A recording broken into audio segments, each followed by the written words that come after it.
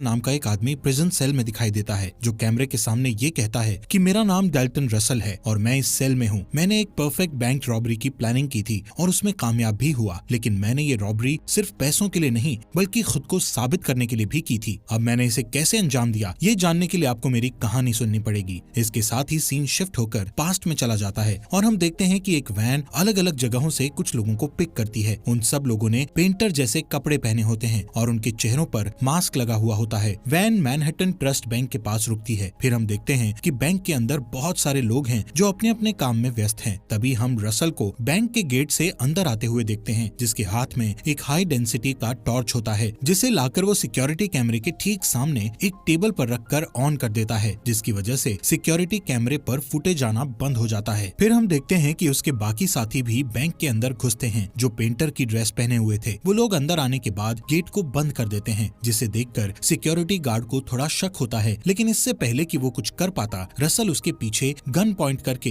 Smoke bomb छोड़ देता है, जिससे बैंक के अंदर धुआं फैल जाता है। फिर वो रॉबर्स सारे लोगों को गन पॉइंट के बल पर जमीन पर लेटने को कहते हैं। इतने में एक पुलिस वाले को बैंक के अंदर से धुआं निकलते देखकर शक होता है और वो अंदर की तरफ जाने की कोशिश करता है कि डाल्टन अंदर से गन निकाल कर कहता है कि उन्होंने अंदर सबको हॉस्टेज बनाया हुआ है। अगर पुलिस वाले अंदर आए तो वो लोग उन हॉस्टेजेस को मारना शुरू कर देंगे। फिर वो पुलिस वाला बैकअप के लिए NYPD हेडक्वार्टर फोन करके पुलिस टीम को बुला लेता है। वो लोग आने के बाद सारी सिचुएशन को देखते हुए उस पूरे एरिया को ब्लॉक कर देते हैं। इस बीच बैंक के ओनर आर्थर केस को खबर मिलती है कि उसके बैंक में डकैती पड़ गई है और ये सुनकर वो चिंता में पड़ जाता है। फिर वो एक high power broker Madeline white को फोन करके बुलाता है और उसे इस केस को सॉल्व करने के लिए कहता है, क्योंकि उसी ब्रांच के एक लॉकर में उसकी कुछ बहुत इंपॉर्टेंट चीजें थी। मैडलिन उससे पूछती है कि उस लॉकर में ऐसा क्या है। इस पर वो कहता है कि उसमें उसके परिवार की कुछ विरासत की चीजें हैं जो वो चाहता है कि किसी के हाथ ना लगे। इस पर मैडलिन उससे कहती है कि उसका काम हो जाएगा। दूसरे सीन में हम देखते हैं कि फ्रेजर और मिचेल, जो कि हॉस्टेज नेगोशिएशन टीम के लिए काम करते थे, आपस में बात कर रहे होते हैं। फ्रेजर एक स्मार्ट और एक्सपीरियंस कॉप था, लेकिन उस पर एक पुराने मामले को लेकर एक इंक्वायरी चल रही थी, इसीलिए वो इस केस में ज्यादा कुछ नहीं कर सकता था, पर वो उनके साथ चलने के लिए तैयार हो जाता है। फिर फ्रेजर मिचेल के साथ वैन में कैप्टन डेरियस से बात करता है, जो इस केस का इंचार्ज था। वो उन्हें बताता है कि हमें अभी तक ये नहीं पता कि बैंक में कितने लोगों को हॉस्टेज बनाया गया है और कितने लोग सस्पेक्ट हैं। फ्रेजर डेरियस से कहता है कि अगर उसे इस केस की सारी डिटेल्स दे दी जाएं, तो वो सब कुछ कंट्रोल कर सकता है। फिर वो लोग डिनर करने चले जाते हैं। इस बीच रॉबर्स उन हॉस्टेजेस को नीचे सेफ रूम की तरफ लेकर जाते हैं, जहां बैंक एम्प्लॉइज और बाकी हॉस्टेजेस को अलग अलग लाइन में खड़ा कर देते हैं। डाल्टन सभी हॉस्टेजेस से कहता है कि वो अपने हैंडबैग, मोबाइल फोन्स और कीज अपने हाथों में निकाल कर रखें, जिससे वो लोग उन्हें कलेक्ट करके एक बैग में डाल सकें। एक बैंक एम्प्लॉय अपना फोन नहीं देता और उन लोगों से कहता है कि वो अपना फोन घर पर भूल आया है। डाल्टन को उस पर विश्वास नहीं होता और वो सख्ती करके पूछता है, फिर भी वो यही कहता है। तो वो दूसरे एम्प्लॉयज का फोन चेक करता है, जिसमें से एक एम्प्लॉय के फोन में उसका नंबर स्पीड डायल में मिल जाता है, जिस पर फोन करने पर उसका फोन उसके ऑफिस में ही मिलता है। ये देखने के बाद डाल्टन उसे ऑफिस के अंदर ले जाकर बहुत मारता है। ये देखकर दूसरे हॉस्टेजेस भी बहुत डर जाते हैं और अपनी बची हुई चीजें भी उन्हें सौंप देते हैं। एक बच्चा उसे अपना वीडियो गेम दे देता है, पर वो प्यार से उसे वापस कर देता है। इसके बाद डाल्टन सभी लोगों को एक साथ खड़ा करके फिर उन्हें जेंडर के हिसाब से अलग अलग खड़ा करते हैं और फिर उन्हें उनके अंडरगारमेंट्स को छोड़कर बाकी सारे कपड़े उतारने को कहते हैं। एक ओल्ड लेडी अपने कपड़े उतारने से मना कर देती है। इस पर रॉबर्स के ग्रुप से एक लड़की उस लेडी को लेकर एक अलग रूम में चली जाती है। इधर दूसरे रॉबर्स उन बाकी हॉस्टेजेस को एक ही तरह का सूट और मास्क पहनने के लिए देते हैं, जिसे वो अपने साथ लेकर आए थे। कुछ देर बाद एक ओल्ड बैंक एम्प्लॉय, जिसे हार्ट की प्रॉब्लम थी, थोड़ा अनईजी फील करता है।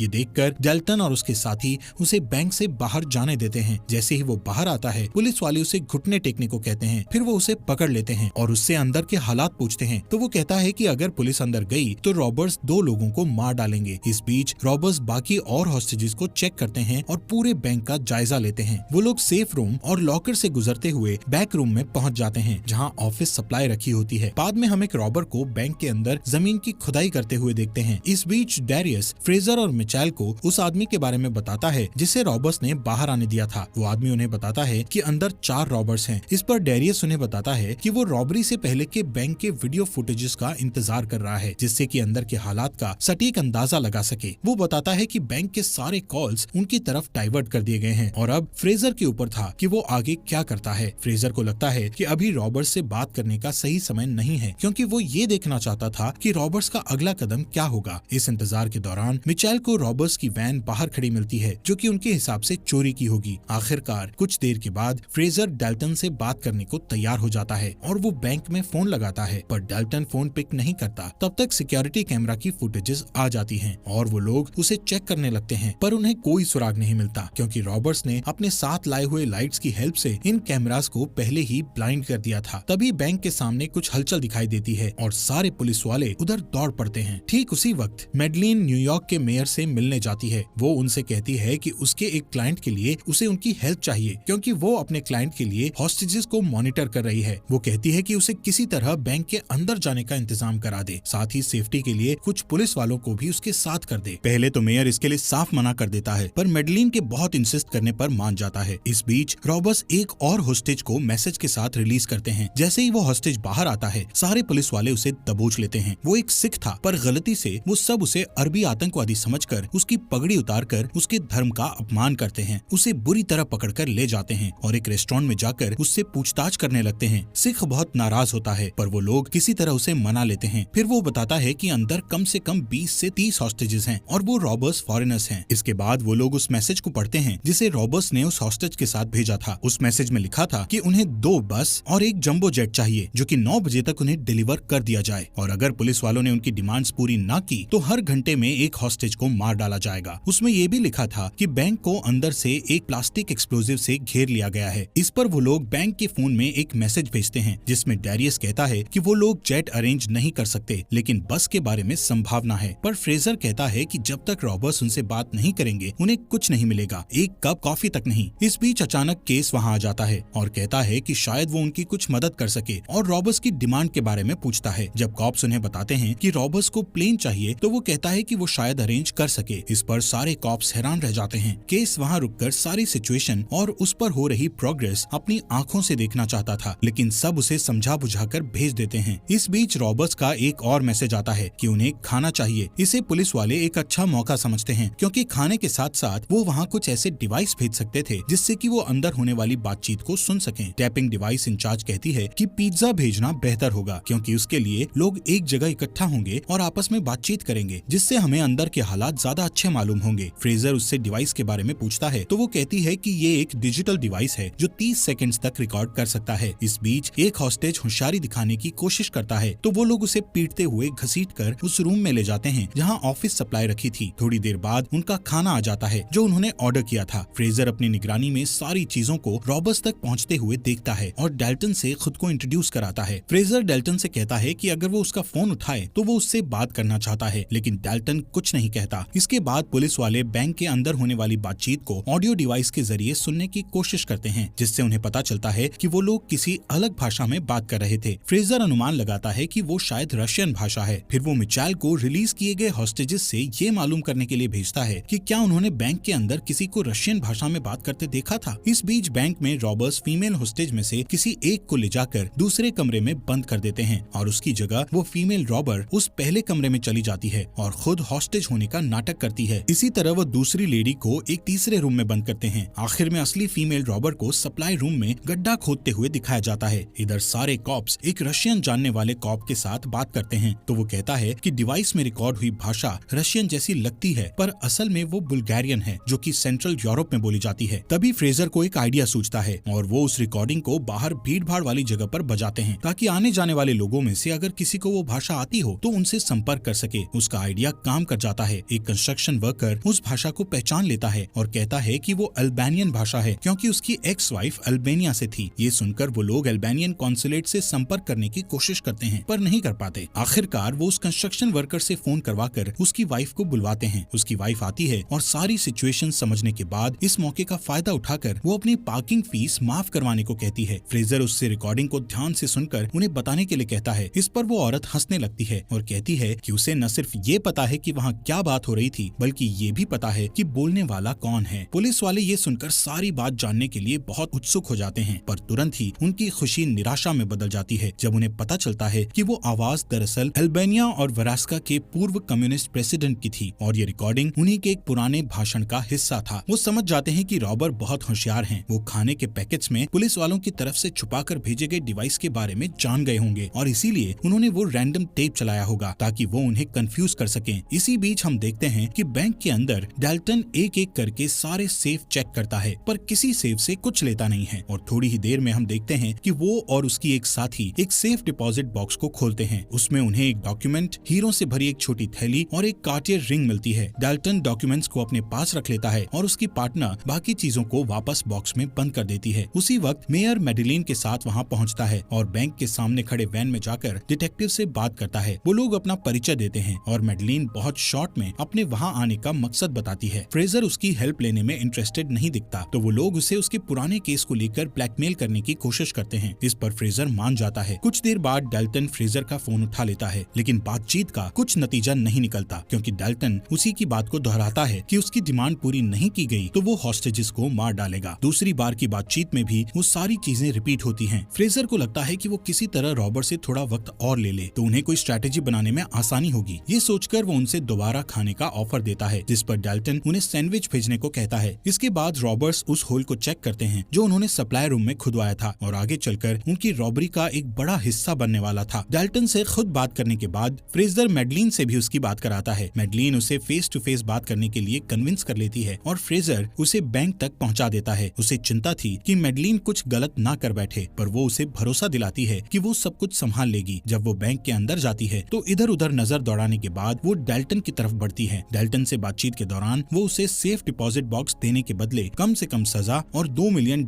देने का ऑफर करती है। डाल्टन मैडेलिन से कहता है कि उसे पता है कि वो किसके लिए काम कर रही है और वो केस को भी जानता है। वो कहता है कि केस वर्ल्ड वॉर 2 में एक नाजी कोलैबोरेटर था जिस समय वो स्विट्जरलैंड में काम करता था। वो उससे कहती है कि वो सिर्फ देखना चाहती है कि उस डिपॉजिट बॉक्स में क्या है। इस पर डाल्टन उससे एक डील करता है कि वो इसे अपने पास रखेगा और अगर वो इस रॉबरी में पकड़ा गया है तो इसके बदले वो और उसके बॉस उसे बाहर निकालने में उसकी मदद करेंगे। जब मैडेलिन बैंक से बाहर आती है तो वो फ्रेजर से कहती है कि उसने रॉबर्ट्स को एक दूसरा ऑफर दिया है जिस पर वो लोग विचार कर रहे हैं। जब फ्रेजर उससे डाल्टन के बारे में पूछता है तो मैडेलिन उससे कहती है कि वो बहुत स्मार्ट है लेकिन कोई मर्डरर नहीं है। कुछ देर तक तीनों कॉप्स किसी निष्कर्ष पर पहुंचने के लिए आपस में डाल्टन के बारे में बात करते हैं। फ्रेजर को ये लगता है कि इस तरह बाहर बैठकर बातें करने से कोई हल नहीं निकलने वाला, इसलिए वो बैंक के अंदर जाने का फैसला करता है और डाल्टन को फोन लगाकर उससे कहता है कि अगर वो उसे बैंक के अंदर आकर हॉस्टेजेस को चेक करने दे तो वो लोग उसे जेट प्रोवाइड कर सकते हैं। इस पर डाल्टन मान जाता है। इसके बाद हम फ्रेजर को बैंक के अंदर जाता हुआ देखते हैं। वो लोग उसे हॉस्टेज रूम में ले जाते हैं जहाँ वो सारे हॉस्टेजेस को सही सलामत देखता है और सब पूछता है कि क्या किसी ने रॉबर्ट्स का चेहरा देखा है। इस पर सब ना कह देते हैं। फिर वो सबसे वादा करता है कि वो उन सबको वहाँ से सही सलामत छुड़ा लेगा। वापस जाने से पहले फ्रेजर डाल्टन से फेस टू फेस बात करता है। वो उसे बातों में उलझाकर उसके चेहरे से मास्क खींचने की कोशिश करता है, पर सही समय पर दूसरा रॉबर आकर उसे ऐसा करने से रोक देता है। फ्रेजर की इस हरकत से नाराज होकर डाल्टन फिर से बस की डिमांड करता है। फिर उसके बाद वो सप्लाई रूम में चला जाता है और अपने साथी से पूछता है कि उसे इस काम में और कितना समय लगेगा। इस पर उसका साथी जवाब देता है कि उसे अपना काम खत्म करने में 2 से 3 घंटे और लगेंगे। इधर फ्रेजर वापस वैन में आकर डैरियस से कहता है कि डाल्टन कोई खूनी नहीं है और हमें उसके अगले कदम के बारे में जानने के लिए कुछ देर और इंतजार करना चाहिए। इस बीच उनके पास डाल्टन का फोन आता है और वो उनसे कैमरास को खिड़की की तरफ करने के लिए कहता है। जब वो लोग कैमरा को खिड़की की तरफ करते हैं तो देखते हैं कि डाल्टन अपने हाथों में एक गन लेकर एक हॉस्टेज को शूट करके मार डालता है। इस घटना को फ्रेजर की नाकामी समझते हुए डैरियस मामले को पूरी तरह अपने हाथों में ले लेता है और वो टैक्टिकल टीम को जल्द से जल्द बैंक के अंदर भेजने की योजना बनाता है। लेकिन टैक्टिकल टीम को बैंक के अंदर भेजना एक बड़ी चुनौती थी। किसी भी जान को कोई नुकसान ना पहुंचे, इसके लिए रबर बुलेट्स का इस्तेमाल ही एकमात्र सलूशन था। मिचेल का ख्याल था कि अगर कोई गड़बड़ हुई तो इसका जिम्मेदार भी फ्रेजर को ही ठहराया जाएगा, लेकिन वो कहता है कि उसकी मैडेलिन से डील हुई थी और वो एक अच्छा डिटेक्टिव साबित होगा। इससे पहले कि डैरियस टैक्टिकल टीम को बैंक में भेजता,